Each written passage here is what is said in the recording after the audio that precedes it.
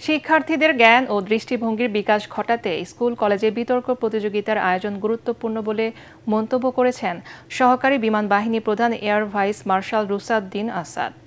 তিনি বলেন, যুক্তি সহকারে তথ্য উপস্থাপন ও বক্তব্যের মাধ্যমে মনোযোগ আকর্ষণের ভিত্তি বিতর্কের মঞ্চ। প্রতিযোগিতার সঞ্চালক ডিবেট ফর ডেমোক্রেসির চেয়ারম্যান হাসান আহমেদ চৌধুরী কিরণ বলেন, বাংলাদেশের মতো শ্রমঘন দেশের সব ক্ষেত্রে কৃত্রিম বুদ্ধিমত্তার ব্যবহার কর্মসংস্থানে বাধা সৃষ্টি ও অর্থনৈতিক বৈষম্য তৈরির শঙ্কা রয়েছে। বিস্তারিত জানাচ্ছেন তৌহিদুর রহমান তৌহি। বিএএফ শাইন কলেজ ঢাকা আয়োজন করে 4 দিনব্যাপী বিষয়ভিত্তিক বিভিন্ন প্রতিযোগিতার। এতে অংশ নেয় শাইন কলেজগুলোর প্রায় 300 শিক্ষার্থী।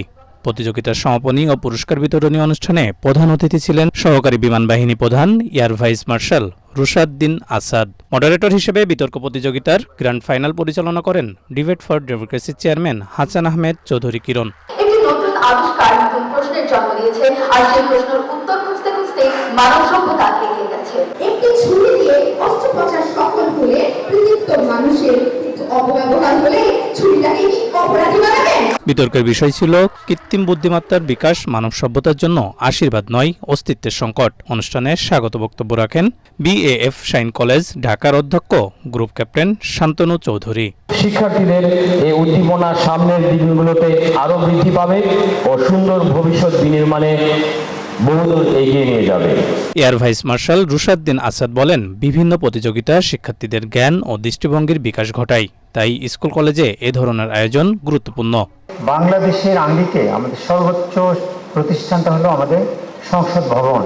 সেইখানে দাঁড়িয়ে যুক্তি সহকারে একটা তথ্য উপস্থাপন করা, নিজের যে বক্তব্য সেটা জোরালোভাবে উপস্থাপনকে মনোযোগ আকর্ষণ করা, এটার জন্য এই তর্কের যে ভিত্তি, সেই ভিত্তিটা কিন্তু এখানে স্থাপন করা হয়।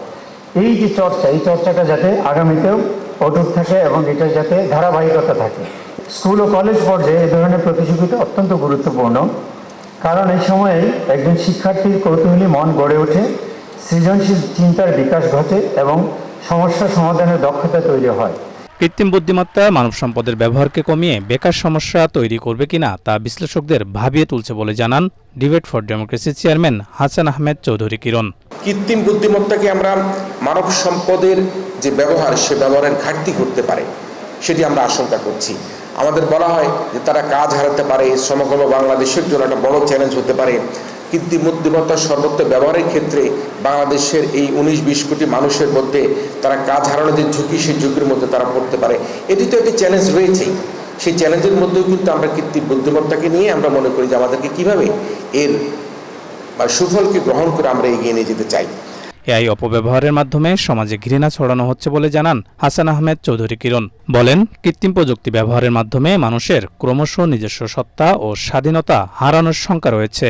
আমরা কৃত্রিম বুদ্ধিমত্তার সবচেয়ে বড় যে চ্যালেঞ্জটি, সেটি হচ্ছে অপতথ্য, ভুয়া তথ্য, মিথ্যা তথ্য, গুজব ছড়িয়ে সমাজে ঘৃণা ছড়ানোর যে একটা অপচেষ্টা করছে কিছু কিছু মানুষ, সেটি এখন কিন্তু কৃত্রিম বুদ্ধিমত্তার সবচেয়ে বড় একটি আমাদের জন্য একটা খারাপ সংকেত হিসেবে দেখা যাচ্ছে।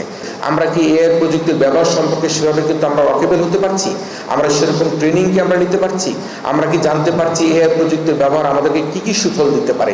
এর প্রযুক্তির ব্যবহারের মাধ্যমে আমরা কিভাবে আমাদের আধুনিক যে বিজ্ঞান মনস্কতা অর্জন করতে পারে? সুতরাং আমাদের অ্যাডাপ্টেশনটা এখানে অত্যন্ত জরুরি হয়ে দাঁড়িয়েছে। বিতর্ক প্রতিযোগিতায় বিএএফ শাইন ইংলিশ মিডিয়াম কলেজের বিতার্কিকদের হারিয়ে জয় পেয়েছে বিএএফ শাইন কলেজ কুর্মিটোলার বিতার্কিকরা।